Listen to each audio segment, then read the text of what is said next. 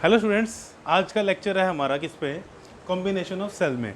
अब एक सेल से हमें जो करंट मिलता है वो बहुत कम मिलता है, तो हम अपने सर्किट में एक से ज़्यादा सेल यूज़ करते हैं। ठीक है, उन सेल को हम सीरीज़ में कनेक्ट कर सकते हैं, उन सेल को हम पैरेलल में कनेक्ट कर सकते हैं। जैसे तुमने देखा होगा हमारा रिमोट होता है, उसमें भी 2 सेल यूज़ होते हैं।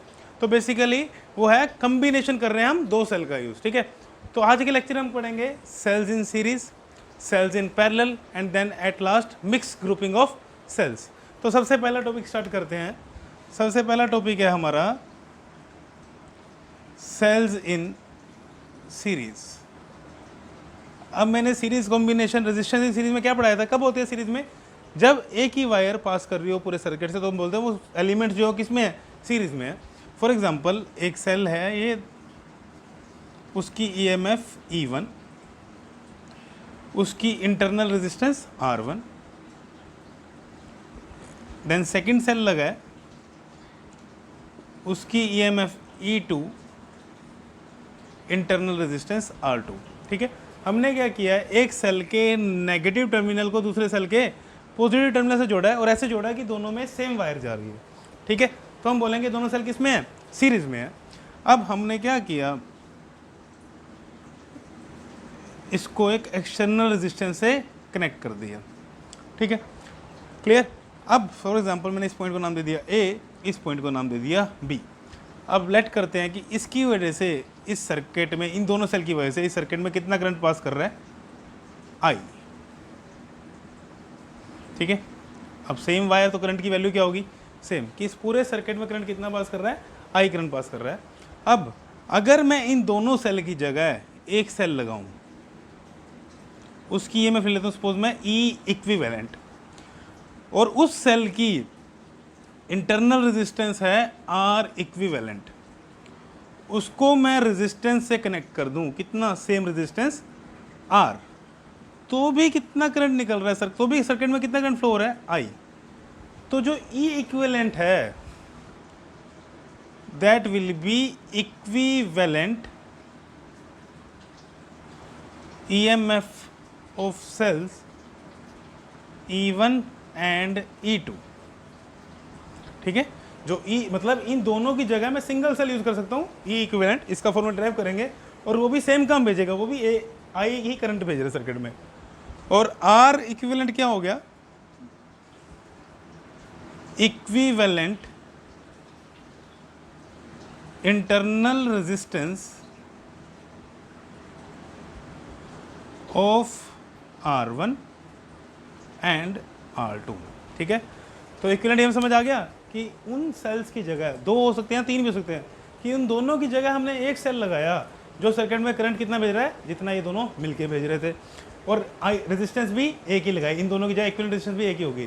तो E इक्विवेलेंट क्या हो गया? Equivalent EMF of cells E1 and E2, and R equivalent क्या हो गया? Equivalent internal resistance of R1 and R2। Note करो इतना। नाउ सोल्व करने से पहले, मतलब इक्विवेलेंट EMF निकालने से पहले, पिछले लेक्चर में एक पॉइंट बताया था, उसको डिस्कस करते हैं। कि फॉर एग्जांपल ये पॉइंट A, ये पॉइंट B, यहाँ से करंट पास कर रहा है I, और हम इसी डायरेक्शन में मूव कर रहे हैं। तो यहाँ पे क्या हो रहा है? पोटेंशियल ड्रॉप हो रहा है। तो पोटेंशियल चेंज क्या लेते थे हम? -IR। मतलब अगर A पॉइंट में पोटेंशियल VA है तो -IR कर दो, it will be equal to VB। ठीक है, ये चीज़ पिछले लेक्चर में डिस्कस कर चुके हैं।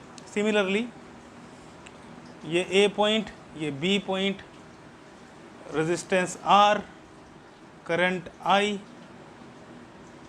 अब करंट को मूव कराते हैं ऐसे। ठीक है, अब जब हम इधर से इधर जाएंगे तो पोटेंशियल क्या हो रहा है? गेन हो रहा है। पिछले लेक्चर में डिस्कस कर चुके हैं। तो अभी क्वेश्चन क्या बनती है? VA plus VB, VA plus IR is equal to VB। इसको नहीं समझ आ रहा वो पिछले लेक्चर देख लेना। देन सेल के केस में अगर सेल ऐसे कनेक्टेड है और हम ऐसे चल रहे हैं तो EMF क्या होती है? और पोटेंशियल ड्रॉप होता है -E, तो VA minus E is equal to VB। ठीक है, नेक्स्ट अब वोल्टेज गेन हो रही है, तो A B E, तो VA प्लस E, हम भी इधर ही मूव कर रहे हैं, इज इक्वल टू VB। इन सब पॉइंट्स को नोट करो बिकॉज ये चीज़ें हम डिस्कस कर चुके हैं पहले, तो नोट कर लो। मैं कंटिन्यू करता हूँ अभी।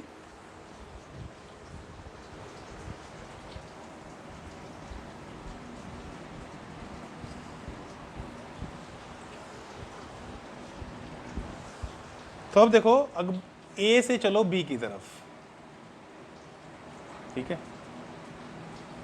ए से बी की तरफ। सेल के कौन से पहले, सबसे पहले सेल आया, कौन से टर्मिनल से आउट हो रहे हैं, नेगेटिव से, तो वी ए माइनस E1, ठीक है।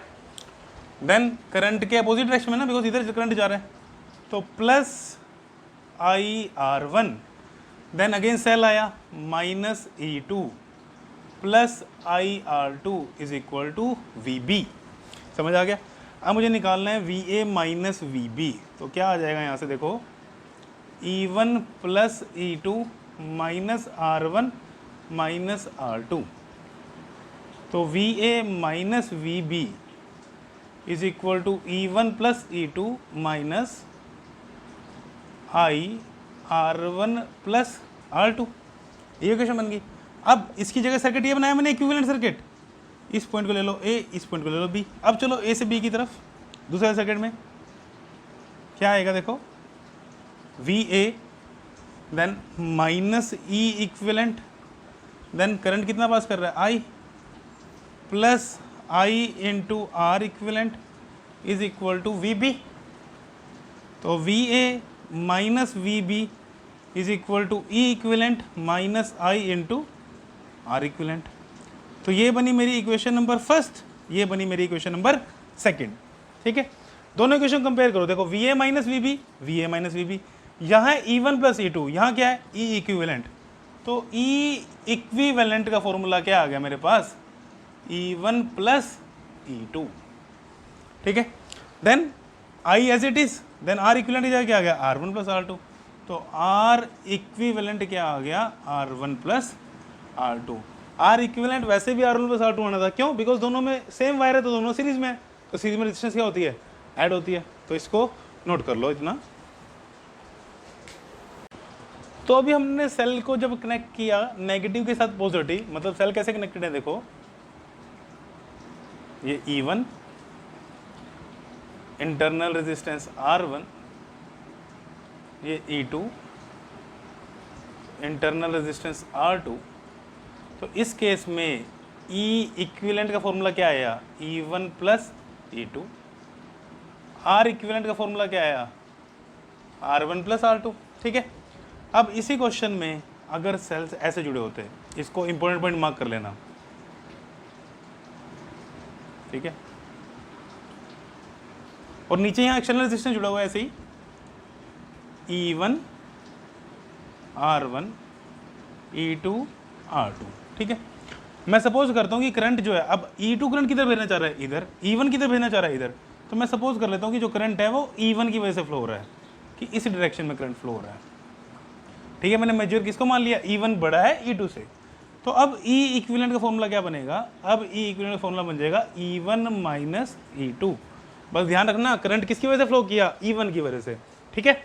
और R equivalent that will B same R1 plus R2, because resistance किसमें अभी भी सीरीज में। नहीं है, समझ आया। तो जैसे हमने पहले डेरिवेशन की थी VA माइनस VB करके, वैसे ही अब यहाँ पे इस पॉइंट को ले लो A, इस पॉइंट को ले लो B, डिराइव करो, देखो E इक्विवेलेंट क्या आएगा, E1 माइनस E2, और R इक्विवेलेंट क्या आएगा, R1 प्लस R2।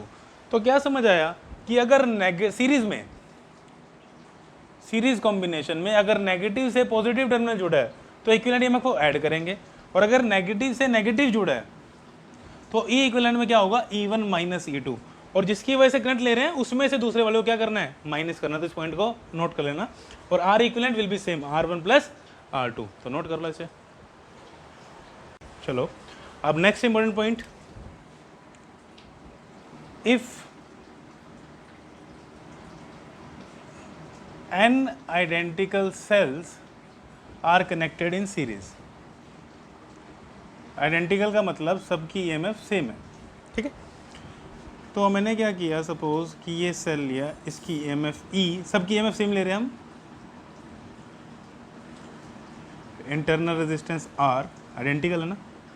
अगला एक और सेल लिया E, इंटरनल रेजिस्टेंस R एक और सेल लिया EMF E, internal resistance R, ऐसे ऐसे कितने नंबर ऑफ सेल्स हैं, suppose n number of cells हैं, ठीक है। हाँ, और इसको मैंने यहाँ पे एक रजिस्टर से जोड़ दिया,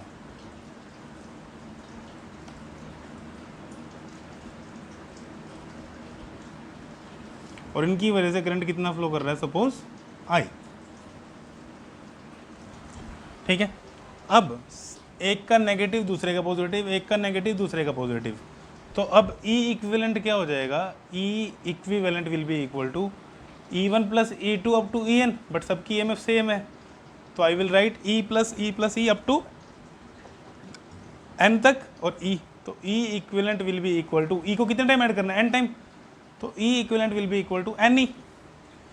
similarly R equivalent that is R plus R up to n times R, तो that will be equal to NR, तो R इक्विवेलेंट हो गया NR। मतलब सर्किट को अगर मैं सिंप्लीफाई करना चाहूँ तो कैसे बनेगा, यहाँ पे आ जाएगा NE, E equivalent that is equal to NE, R equivalent that is equal to NR, then external resistance R और करंट कितना, सेम कितना I, बिकॉज हमने जब डेरिवेशन की थी करंट सेम फ्लो करता है इक्विवेलेंट केस में, तो अब करंट का फॉर्मूला क्या होता है, I will be equal to EMF कितनी है NE अपॉन में रेजिस्टेंस NR, और ये R किस में है, सीरीज में, तो NR plus R, this will be the current flowing in the circuit due to n identical resistor connected in series, ठीक है। अब चलो इसको नोट करो, फिर डिस्कस करते हैं आगे। अब करंट का फॉर्मूला आ गया NE by R plus NR। अब देखो दो केस डिस्कस करेंगे, अभी किस लिए कर रहे हैं वही पता लग जाएगा अभी। When R is greater then NR, मतलब जो एक्सटर्नल रेजिस्टेंस है वो इंटरनल रेजिस्टेंस से बहुत ज़्यादा है, ठीक है, कि external resistance is very much greater than internal resistance, तो NR निगलेक्ट हो जाएगा बिकॉज R की वैल्यू बहुत ज़्यादा है इससे, तो I का फॉर्मूला क्या आएगा, NE बाई R, तो I can write N into E by R। अब अगर एक सेल लगा होता EMF E का, ठीक है, उसकी इंटरनल रेजिस्टेंस कितनी R, और एक्सटर्नल रेजिस्टेंस लगा होता क्या, कैपिटल R, तो करंट का फॉर्मूला क्या बनता है इसमें, जो करंट फ्लो कर रहा होता I, that is E by R plus R, यही होता ना। अब R बहुत छोटा है, हमने बताया कि NR की वैल्यू बहुत छोटी है R से, तो I का फॉर्मूला क्या रहता, E बाई R, तो एक सेल की वजह से इतना करंट होता ना, तो ये जो करंट है ये जो वैल्यू है this is current due to single cell. देखो I is equal to E by R आया, वो है current due to single cell है ना, तो जो करंट आया I सर्किट में वो है n times current due to single cell, ठीक है। इसका मतलब क्या हुआ कि अगर जो एक्सटर्नल रेजिस्टेंस कनेक्ट कर रहे हो वो NR मतलब इक्विवेलेंट जो इंटरनल रेजिस्टेंस से बहुत ज़्यादा है, तो करंट भी कितने टाइम्स हो जाएगा, n टाइम्स, कि सेल अगर n लिए तो करंट भी कितना टाइम होगा, n time. This will be the condition for maximum current when n identical cells are connected in series. तो कोई पूछे, क्वेश्चन आ जाए कि what is the condition for the maximum current when the n identical cells are connected in series, के लिए बात कर रहे हैं, तो कंडीशन क्या है, R must be greater than NR, मतलब जो एक्सटर्नल रेजिस्टेंस है वो इंटरनल रेजिस्टेंस से बहुत ज़्यादा होनी चाहिए। नेक्स्ट केस, अगर R NR से बहुत कम हो जाए, मतलब इंटरनल रेजिस्टेंस ज़्यादा हो जाए और एक्सटर्नल रेजिस्टेंस कम हो जाए, तो I का फॉर्मूला क्या बनेगा, अब R निगलेक्ट हो जाएगा, तो I will be equal to NE by NR, तो I will be equal to E by R। अब क्या हुआ, अब ये R ज़्यादा हो गया R से, तो I is equal to E by R, तो ये तो जो I आया that is equal to current due to single cell. इसका मतलब कि अगर एक्सटर्नल रेजिस्टेंस की वैल्यू बहुत कम है as compare to internal resistance, तो इतने सारे सेल मिलकर भी उतने करंट दे रहे हैं जितना सिंगल करंट दे रहा है। तो इंपॉर्टेंट पॉइंट क्या है, इंपॉर्टेंट पॉइंट है कि अगर हमें मैक्सिमम करंट चाहिए जब n आइडेंटिकल सेल सीरीज में हो, तो क्या करना पड़ेगा, हमने एक्सटर्नल रेजिस्टेंस जो ली उसकी वैल्यू इंटरनल रेजिस्टेंस से बहुत ज़्यादा होनी चाहिए, इस पॉइंट को नोट कर लो। अब हमारा नेक्स्ट टॉपिक है क्या, that is parallel combination of sales.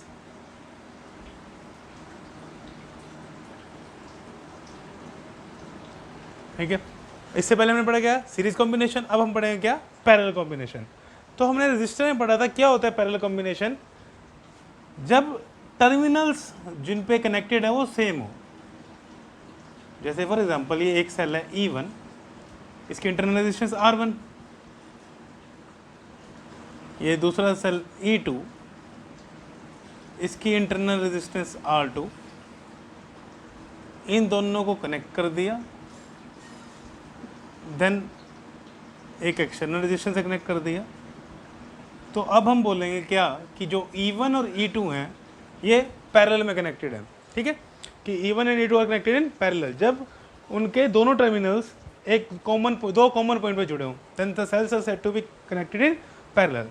अब सपोज करते हैं यहाँ से करंट गया I1, यहाँ से करंट गया I2, मतलब E1 से सेल करंट विड्रॉ हो रहा है I1, E2 से करंट विड्रॉ हो रहा है I2। जंक्शन आया, यहाँ से कितना करंट आ रहा है I1, यहाँ से कितना I2, मैंने सपोज कर लिया कि यहाँ कितना गया I, और इस I की वैल्यू क्या होगी I1 plus I2, I1 plus I2, junction rule. अब अगेन मैंने एक सर्किट बनाया जिसमें EMF कितनी लगी, E equivalent, internal resistance R equivalent, and again external resistance कितना R, and this A, this is point B, और यहाँ से करंट कितना जा रहा है I, और जिसकी वैल्यू कितनी है again I1 plus I2। Now again Kirchhoff law लगाते हैं, इस पॉइंट से स्टार्ट होते हैं, हम जा रहे हैं A से B की तरफ।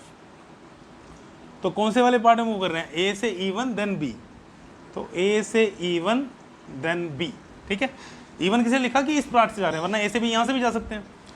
तो VA, देन बैटरी के सेल के कौन से टर्मिनल से बाहर आ रहे हैं, नेगेटिव से, तो माइनस E1, देन करंट के अपोजिट डायरेक्शन में है ना, क्योंकि यहाँ पे I1 ऐसे होगा, यहाँ पे I2 ऐसे होगा, तो plus I1 R1 is equal to VB। ठीक है, तो VA minus VB is equal to क्या आ जाएगा, E1 माइनस I1 R1। अब मैं VA माइनस VB को इसमें लिखूंगा V, तो इक्वेशन क्या बनी, V is equal to E1 minus I1 R1। ठीक है, यहाँ से मैं निकालूंगा क्या I1, क्या आएगा I1, that will be E1 minus V by R1। क्यों निकाला I1, बिकॉज जो करंट है वो I है, वो किसके इक्वल है I1 प्लस I2 की, तो मैं I1 भी निकालूंगा और I2 भी निकालूंगा। अगला लूप देखो, अगला लूप है A से E2, E2 से B, तो उसमें इक्वेशन आएगी I2 will be equal to E minus V2 by R2। ठीक है, करके देख लेना, सेम बनेगा कैसे, VA minus E2 plus I2 R2, VA minus E2 plus I2 R2 is equal to VB। तो अब क्या आ जाएगा, I2 की वैल्यू क्या आएगी, sorry E2 minus V bye R2 आएगी, E2 minus V bye R2, इतना नोट करो। अब I1 और I2 की वैल्यू आ गई, तो I किसके इक्वल था, I1 प्लस I2 के, तो I will be equal to I1 plus I2। Put कर दो वैल्यू I1 की, E1 minus V by R1, I2 की E2 minus V bye R2, तो I will be equal to, LCM ले लो, R1 R2, E1 minus V into R2 plus E2 minus V into R1, then product इधर ले आओ, I R1 R2 इधर multiply कर दो, E1 R2 minus V R2 plus E2 R1 minus V R1, then I R1 R2 is equal to E1 R2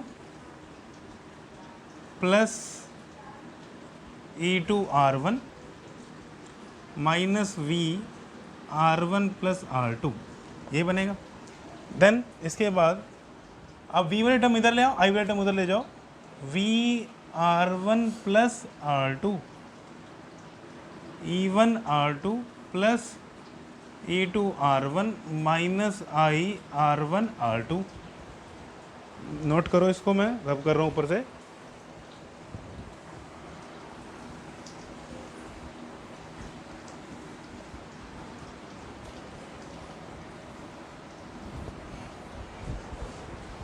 then v की value क्या आएगी, देखो यहाँ से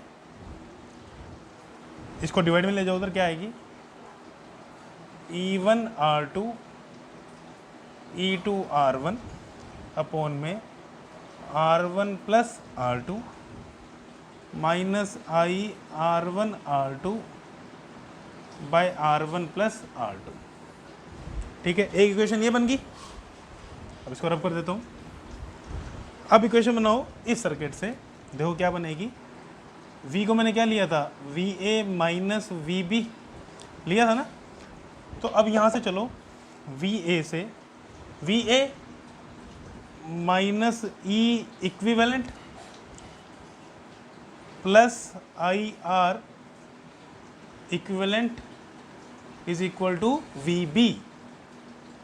ठीक है, VA minus E equivalent plus IR equivalent, because current इधर है, इज इक्वल टू VB। तो VA माइनस VB क्या आ जाएगा, E equivalent minus IR equivalent.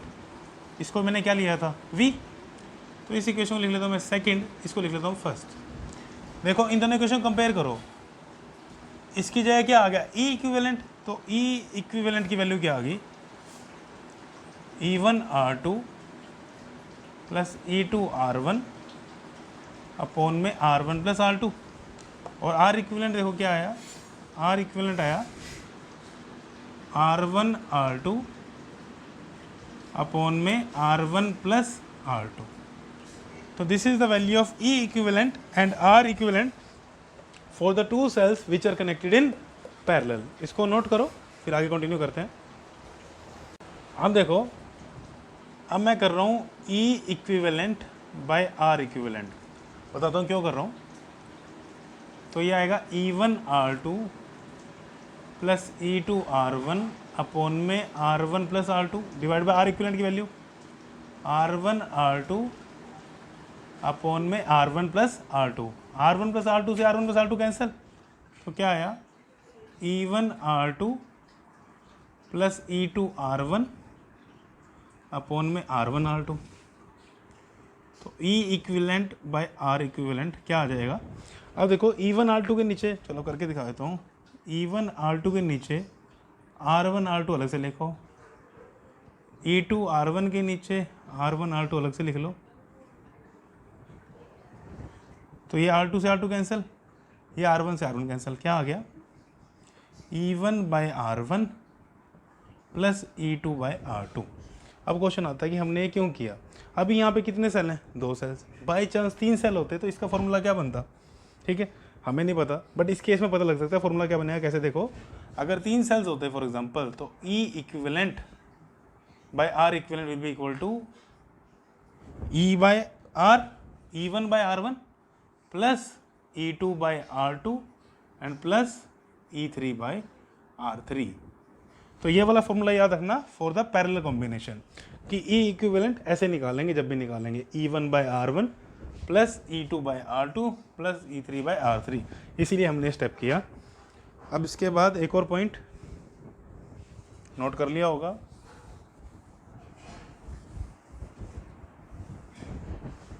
अब देखो R इक्विवेलेंट की वैल्यू क्या आई थी, R1 R2 by R1 plus R2। ठीक है, इसको सिंप्लीफाई करते हैं, इसको रेसिप्रोकल कर दो।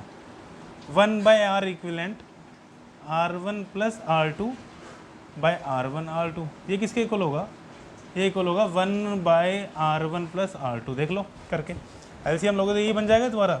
तो पैरेलल कॉम्बिनेशन में R इक्विवेलेंट कैसे आ गया, जैसे रेजिस्टेंस पैरेलल में ऐड होते थे वैसे ही फॉर्मूला आ गया। ठीक है, तो रेजिस्टेंस के लिए कोई फॉर्मूला याद रखने की जरूरत नहीं है, जो पैरेलल में रेजिस्टर जुड़े होते थे, जो जब फॉर्मूला होता था वही फॉर्मूला है इक्विवेलेंट पैरेलल सर्किट में जब सेल्स पैरेलल में हो, इक्विवेलेंट इंटरनल रेजिस्टेंस का, और उसका formula E equivalent by R equivalent is equal to ई1 बाय आर1 प्लस ई2 बाय आर2 प्लस ई3 बाय आर3 अप टू जितने सेल्स हो। ठीक है, ये फॉर्मूला सिर्फ, this is the formula only for 2 cells. Generalise formula ऐसे निकाल सकते हैं for 3 cells, for n number of cells तक। ठीक है, तो इसको नोट कर लो। तो अगर 2 सेल्स ऐसे जुड़े हों कि पॉजिटिव टर्मिनल से कनेक्ट था, नेगेटिव टर्मिनल नेगेटिव, मतलब दोनों पॉजिटिव टर्मिनल एक एंड पे थे, दोनों नेगेटिव टर्मिनल एक एंड पे थे। Positive terminals at one end and negative terminals at one end, कि पॉजिटिव टर्मिनल एक एंड पे आ रहे थे, नेगेटिव टर्मिनल्स एक एंड पे आ रहे थे। तो फॉर्मूला हमने ड्राइव किया क्या, E equivalent is equal to E1 R2 plus is E2 R1 by R1 plus R2, और 1 bye R equivalent is equal to 1 by R1 plus 1 by R2। यह एक फॉर्मूला क्या था, E equivalent by R equivalent is equal to E1 by R1 plus E2 by R2। But अगर question हो कैसे, अब ये ऐसे कनेक्ट हो जाए, ये E1, ये R1, ये E2, ये R2, क्या डिफरेंस नजर आ रहा है पहले वाले में और इसमें,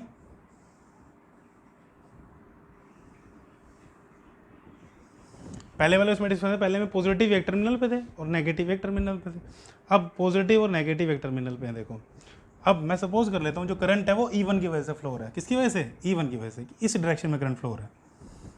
ठीक है, करंट कितना, I करंट। तो अब फॉर्मूला क्या बनेगा, जैसे हमने सीरीज कॉम्बिनेशन में किया था, अब E इक्विवेलेंट का फॉर्मूला बनेगा E1 R2 minus E2 R1 by R1 plus R2। ठीक है, क्लियर। जो फॉर्मूला हमने किया था पहले, वहाँ पे क्या आ जाएगा, प्लस की जगह माइनस, और R इक्विवेलेंट का फॉर्मूला क्या रहेगा, same 1 bye R equivalent is equal to 1 by R1 plus 1 by R2, because resistance तो पैरेलल में ही है। और अगर मैं ये फॉर्मूला लिखूँ तो कैसे बनेगा, E equivalent by R equivalent that will be E1 by R1 minus E2 by R2। E1 by R1 में से क्यों माइनस किया, बिकॉज मैंने करंट किसकी वजह से लिया, जो E1 की वजह से, कि E1 को हमने लिया कि इसकी यहाँ से ज़्यादा है, इसलिए हमने E1 by R1 minus E2 by R2 note किया।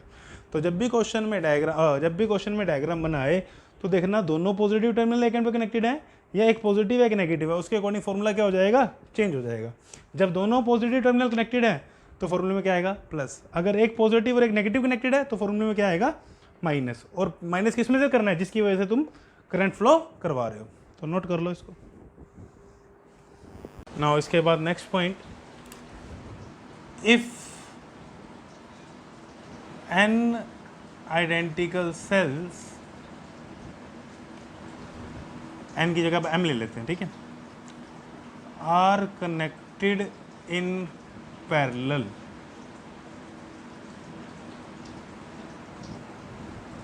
ठीक है। अब m आइडेंटिकल सेल्स हैं जो पैरेलल में कनेक्ट किए हैं, कि जैसे फॉर एग्जांपल एक सेल ये आया, इसकी EMF E internal resistance R, second cell ये आया, EMF E internal resistance R। ऐसे कितने सेल्स हैं, m नंबर ऑफ सेल्स हैं, ठीक है। E इंटरनल रेजिस्टेंस R, और इस पूरे के साथ एक एक्सटर्नल रेजिस्टेंस लगाया हुआ है R, ठीक है। अब E इक्विवेलेंट निकालना है मुझे, तो पहले निकालते हैं R equivalent, because E equivalent by R equivalent निकालना पड़ता है। तो 1 bye R equivalent is equal to 1 bye R plus 1 bye R up to 1 bye R, that will come out to be, कितने टाइम्स है ये, m times, that will come out to be m by R। तो 1 bye R equivalent will be equal to, sorry, R equivalent will be equal to R bye M, जो हम parallel combination में करते हैं resistor के लिए। अब निकालते हैं इक्विवेलेंट EMF, कब, जब आइडेंटिकल सेल्स पैरेलल में है। तो क्या फॉर्मूला बताया था, E equivalent by R equivalent, तो क्या फॉर्मूला था, E1 बाय R1, तो E by R plus E by R up to कितने times, M times plus E by R। तो E equivalent by R equivalent that will come out to be ME by R आएगा। क्योंकि m times add कर रहे हैं। अब तो E equivalent क्या आ जाएगा, m into E by R multiply by R equivalent, तो m into E by R and R equivalent क्या है, r बाई एम, m से m कैंसिल, r से r कैंसिल, तो E इक्विवेलेंट भी क्या आ गया, E। देखो एक बड़ा इंपॉर्टेंट पॉइंट आया है कि मैंने m नंबर ऑफ सेल्स जो है पैरेलल में कनेक्ट किए, फिर भी इक्विवेलेंट ईएमएफ किसके इक्वल आ रही है, जो सिंगल सेल की थी। ऐसा क्यों है, क्योंकि पैरेलल में क्या सेम रहता है, पैरेलल में सेम रहता है पोटेंशियल डिफरेंस। अब इसके अक्रॉस पोटेंशियल डिफरेंस E, यहाँ भी E, यहाँ भी E, तो पूरे सर्किट को पोटेंशियल डिफरेंस कितना मिला, E का। तो चाहे जितने मर्जी सेल कनेक्टेड हो, इक्विवेलेंट ईएमएफ क्या रहेगी, जो सिंगल सेल की है, बट इक्विवेलेंट रेजिस्टेंस क्या हो जाएगी, R बाई एम। तो नोट करो इसको, फिर डिस्कस करते हैं आगे। नाउ अब देखो, जैसे फॉर एग्जांपल ये सेल आया 2 वोल्ट, इंटरनल रेजिस्टेंस 2 ओम, 2 वोल्ट इंटरनल रेजिस्टेंस 2 ओम, आइडेंटिकल सेल्स हो गए, और पैरेलल में एक रेजिस्टर लगा है फॉर एग्जांपल 1 ओम का, ठीक है। बोला करंट निकालो सर्किट में, तो ये दोनों सेल कैसे हैं, आइडेंटिकल, कैसे कनेक्टेड हैं, पैरेलल में। जब पैरेलल में है तो इनकी जगह मैं एक सेल लगा सकता हूँ, E इक्विवेलेंट। अब E इक्विवेलेंट किसके इक्वल है, E के इक्वल है, तो मतलब यहाँ कितना आएगा, 2 वोल्ट। बच्चे गलती करते हैं, इन दोनों की इक्विवेलेंट ईएमएफ भी कितनी है, 2 वोल्ट, बट अगर दोनों आइडेंटिकल हो तब।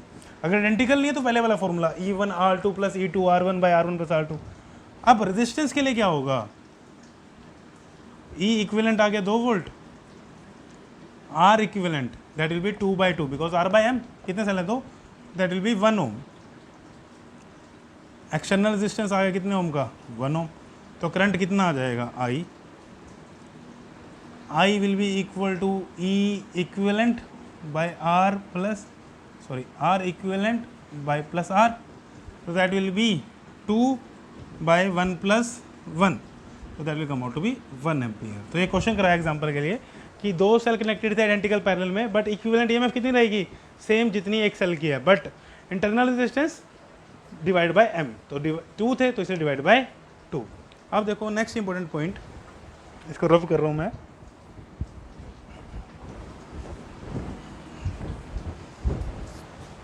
अब अगर मेरे को करंट निकालना हो इसमें, तो इसकी जगह अगर मैं एक सर्किट बनाऊँ तो कैसे बनेगा, ईएमएफ तो कितनी आ गई, E, इंटरनल रेजिस्टेंस कितनी आ गई, R by M, external resistance कितनी आ गई, R, करंट कितना फ्लो किया, सपोज I, कि यहाँ भी इनकी वजह से करंट कितना फ्लो कर रहा था, I, ठीक है। तो अब करंट का फॉर्मूला क्या आएगा, I is equal to E by R plus R, यही होगा ना, ठीक है। अब तो ये फॉर्मूला आया करंट का। अब अगेन 2 केस स्पेशल जो सीरीज कॉम्बिनेशन में डिस्कस किए थे, जैसे अब अगर हो R बाई एम हो बहुत ज़्यादा R से, ठीक है, कि जो इंटरनल रेजिस्टेंस है वो एक्सटर्नल रेजिस्टेंस से बहुत ज़्यादा है, तो R निगलेक्ट हो जाएगा, तो I क्या बनेगा, E by R by M, that will come out to be M E by R। E by R क्या है, current due to single cell, जो पहले प्रूव किया था, तो करंट कितना आ गया, M into current due to single cell. तो ये कंडीशन होगी किसकी, मैक्सिमम करंट की, कि एक सेल से करंट कितना निकलता है, E बाई आर, और M सेल्स निकाले तो M टाइम्स करंट आ गया, ठीक है। तो this is the condition for maximum current when M identical cells are connected in parallel. क्या कंडीशन है, कि जो इंटरनल रेजिस्टेंस है उसकी वैल्यू बहुत ज़्यादा होनी चाहिए, किससे, एक्सटर्नल रेजिस्टेंस से, ठीक है। नाउ नेक्स्ट, अगर R बहुत ज़्यादा हो किससे, R बाई एम से, मतलब एक्सटर्नल रेजिस्टेंस इंटरनल रेजिस्टेंस से बहुत ज़्यादा है। तो अब I का फॉर्मूला क्या आएगा, देखो अब R बाई एम निगलेक्ट हो जाएगा, तो I का फॉर्मूला क्या आएगा, E बाई R, और E बाई आर क्या है, that is equal to current due to single cell. तो मतलब इतने सेल लगाए और अगर ये कंडीशन है तो करंट कितना आएगा, जितना करंट सिंगल सेल से आता है। तो ये कंडीशन नहीं है मैक्सिमम करंट के लिए। कंडीशन क्या है? ये वाली कंडीशन, करंट कितना आएगा? जितना सिंगल सेल से आ रहा था मल्टीप्लाई बाय एम। तो इस कंडीशन को याद रखना, this is the condition for the maximum current when m identical cells are connected in parallel. Note कर लो इसे। नाउ अब नेक्स्ट टॉपिक है हमारा mix grouping of cells. Mix grouping of cells का मतलब क्या है कि इसमें हम लेंगे कि n सेल्स तो सीरीज में जुड़े हुए हैं, आइडेंटिकल सेल्स, और ऐसी m रोज हैं। जैसे देखो कैसे, सारे सेल्स इसमें आइडेंटिकल लेंगे हम। EMF E, internal resistance R। Next cell EMF E, internal resistance R। ऐसे ऐसे कितने सेल्स हैं इसमें? n नंबर ऑफ सेल्स हैं। ठीक है, ऐसे कितने सेल्स हैं? n number of cells. और ऐसे ही कितनी रोज बनी हुई हैं?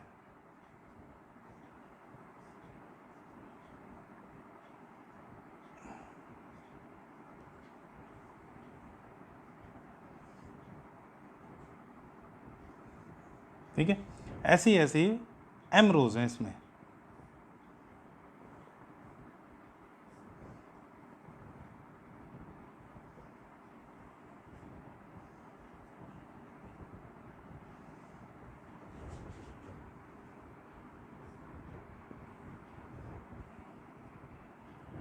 ठीक है, समझ आ गया कि ऐसे कितने सेल्स हैं इसमें? ऐसे इसमें n नंबर ऑफ सेल्स हैं, और ऐसी कितनी रोज है इसमें? m नंबर ऑफ रोज है इसमें। ठीक है, देन इसको मैंने एक एक्सटर्नल रेजिस्टेंस की हेल्प से कनेक्ट कर दिया, और हमने फॉर्मूला निकालना है सर्किट में। बताओ करंट कितना फ्लो कर रहा है। तो सपोज कितना करंट फ्लो कर रहा है सर्किट में? I। ठीक है, क्लियर। अब हम सबसे पहले निकालते हैं करंट के लिए। सबसे पहले हम एक रो को देखते हैं। तो एक अगर रो को देखें हम, तो एक रो में n सेल्स जुड़े हुए हैं, तो इनकी इक्विवेलेंट की EMF कितनी हो जाएगी? NE। तो मतलब डायग्राम कैसे बनेगा? ये हो गया NE, और इक्विवेलेंट रेजिस्टेंस कितनी होगी? NR। सीरीज कॉम्बिनेशन पढ़ चुके हैं पहले हम। अब ऐसी ऐसी कितनी रोज हैं? देखो, ये भी NE, और रेजिस्टेंस कितनी? NR। ऐसी ऐसी कितनी रोज हैं? M रोज। तो ये भी NE, देन NR, देन एक पैरेलल में क्या लगा हुआ है? एक रेजिस्टेंस। ठीक है, अब ये क्या आ गया? ये एक तरह से पैरेलल कॉम्बिनेशन आ गया। तो पैरेलल कॉम्बिनेशन हमने क्या पढ़ा है? पैरेलल कॉम्बिनेशन हमने पढ़ा है क्या कि EMF तो सेम रहती है। कि EMF कितनी रह रही है? ये डायग्राम यहाँ बना लेता हूँ मैं कि EMF तो कितनी है? NE, डिस्कस कर चुके हैं अभी। बट इंटरनल रेजिस्टेंस कितनी हो जाएगी अब इंटरनल रेजिस्टेंस हो जाएगी NR/M। बिकॉज कैसे? हमने फॉर्मूला क्या पढ़ा था इक्विवेलेंट रेजिस्टेंस का? R/M। अब हर एक रो में रेजिस्टेंस कितनी है? NR, तो आइडेंटिकल रेजिस्टेंस NR/M हो जाएंगी। ठीक है, और एक रजिस्टर जुड़ा हुआ है सर्किट में R। समझ आ गया? इस सर्किट को हमने सिंप्लीफाई कर लिया। तो करंट कितना फ्लो कर रहा है? I। तो करंट का फॉर्मूला क्या हो जाएगा? I will be equal to E equivalent by total resistance. Total resistance कितनी होगी? NR/M plus R। तो this is the formula for the current flowing in the circuit. ठीक है, समझ आया क्या किया हमने? क्या किया? सबसे पहले n रोज की क्या किया? उसकी वो निकाले इक्विवेलेंट EMF। तो कितनी आई? NE, जैसा हम सीरीज कॉम्बिनेशन में करके आए थे। सिमिलरली इंटरनल रेजिस्टेंस की इक्विवेलेंट NR। ऐसी ऐसी कितनी रोज हैं? M रोज। तो मैंने M टाइम कनेक्ट कर दिया। तो अब आइडेंटिकल जो इसकी इक्विवेलेंट EMF वो कितनी रहेगी? NE। But equivalent internal resistance कितनी हो जाएगी? NR/M, और R जुड़ा हुआ है, तो करंट आ गया। अब अगेन मुझे निकालना है कंडीशन फॉर मैक्सिमम करंट। तो देखो यहाँ से क्या आएगा? I will be equal to NE/NR, इसका एलसीएम ले लिया, प्लस MR/M। तो I will be equal to MNE, इसको ऊपर ले गए, divide by NR plus MR। ये करंट का फॉर्मूला आया। इसको नोट कर लो, फिर आगे कंटिन्यू करते हैं हम। अब सीरीज और पैरेलल कॉम्बिनेशन में हमने मैक्सिमम रेजिस्टेंस की कंडीशन निकाल ली थी, बट मिक्स ग्रुपिंग में हम मैक्सिमम रेजिस्टेंस की कंडीशन कैसे निकालेंगे? नाउ फॉर मैक्सिमम करंट,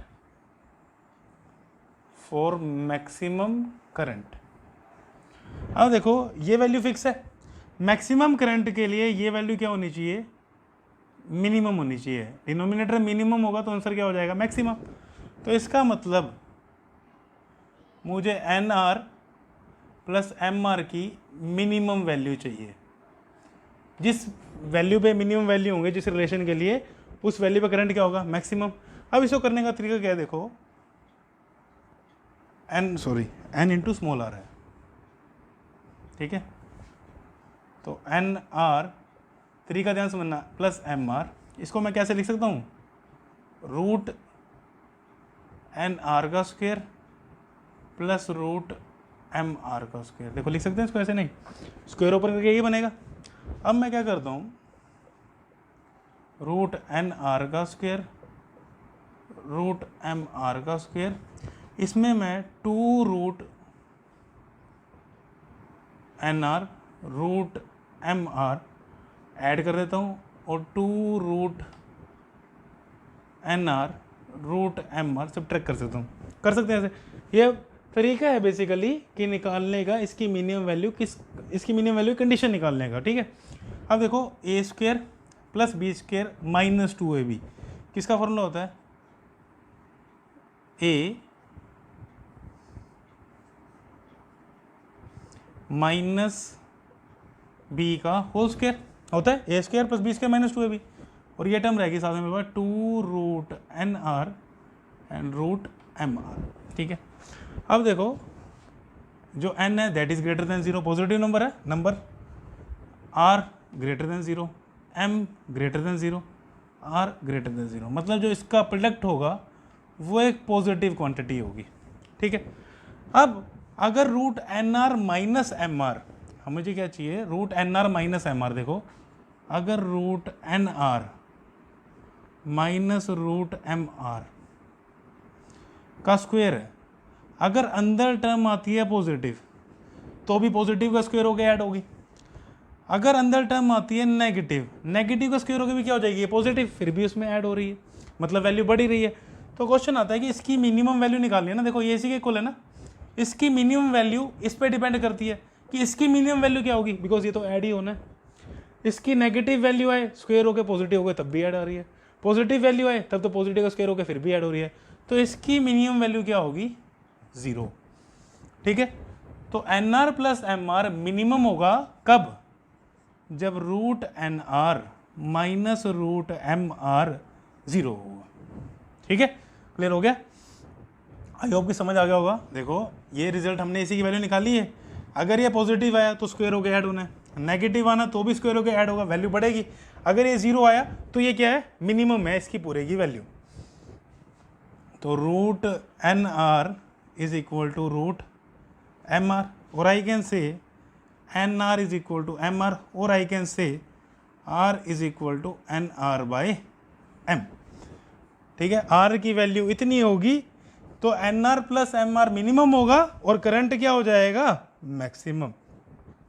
तो इस कंडीशन के लिए करंट क्या है, मैक्सिमम।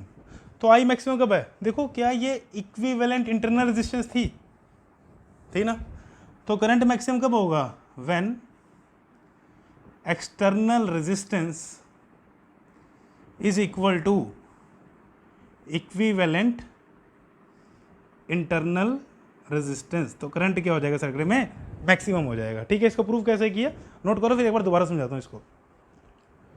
अब एक बार दोबारा समझ लो इस चीज़ को, यहाँ तक तो समझ आया करंट तक। अब करंट मैक्सिमम तब होगा जब n are plus M r क्या होगा, मिनिमम। मुझे डायरेक्टली नहीं पता था कि आर दोनों इक्वल होंगे तब इसकी वैल्यू मिनिमम होगी, मुझे इसको प्रूव करना पड़ा। कैसे, n are plus M r को मिनिमम करना है, तो N R plus M r को मैं लिख सकता हूँ रूट एन आर का square plus root M R का स्क्वायर, लिख लिया। उसमें 2 root N R root M r minus किया, 2 root N R root M R add किया। देन ये जो पहली 3 टर्म्स थी ये किसकी आइडेंटिटी बनी, ए माइनस बी का होल स्क्वायर। देन ये टर्म एज इट इज लिख दी यहाँ पे। अब ये वैल्यू हमेशा पॉजिटिव है, इसमें इसका स्क्वायर ऐड होना है। अब इसका स्क्वायर पॉजिटिव क्वांटिटी तो भी ऐड होगा, नेगेटिव क्वांटिटी तो नेगेटिव का स्क्वायर होगा तो पॉजिटिव बन जाएगा, फिर भी ये क्या होगा, ऐड होगा।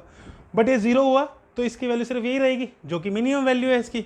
तो मिनिमम वैल्यू के लिए क्या हुआ, इसकी root N R minus root M r क्या आ गया, 0। तो पता लगा कि आर की वैल्यू क्या आ गई, एन आर बाई एम। इस कंडीशन में करंट क्या हो गया, मैक्सिमम। तो इन मिक्स ग्रुपिंग ऑफ सेल कि जब n आइडेंटिकल सेल लगे हो सीरीज में और ऐसी ऐसी m रोज हो और टोटल सेल्स कितने हो गए, टोटल सेल हो गए इसमें n इंटू एम। कि सपोज 2 सेल सीरीज में लगे हैं, 3 रोज हैं, तो टोटल सेल कितने हो गए 6। ठीक है, तो टोटल सेल है n into m, number of rows into number of column, कि जितने रोज में सेल हैं जितने कॉलम बने हुए हैं। तो मिक्स ग्रुपिंग में मैक्सिमम करंट कब होगा, जब एक्सटर्नल रेजिस्टेंस की वैल्यू आर की वैल्यू इक्विवेलेंट इंटरनल रेजिस्टेंस के बराबर होगी, तो करंट क्या हो जाएगा मैक्सिमम। तो इस पॉइंट को नोट कर लो। तो आज के लेक्चर में हमने क्या पढ़ा, आज के लेक्चर में हमने पढ़ा कॉम्बिनेशन ऑफ सेल्स। सबसे पहले हमने पढ़ा सीरीज कॉम्बिनेशन 2 सेल के लिए।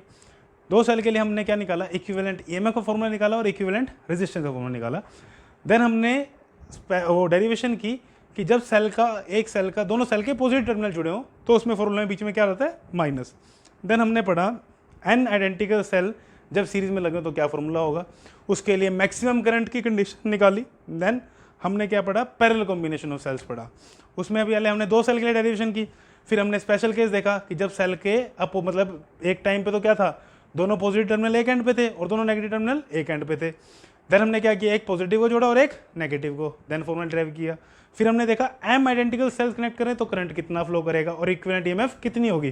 तो पता लगा कि इक्विवेलेंट ईएमएफ जब m आइडेंटिकल सेल जुड़े हैं तो सेम ही है जितनी एक सेल की थी। ठीक है, देन हमने कंडीशन निकाली मैक्सिमम करंट की।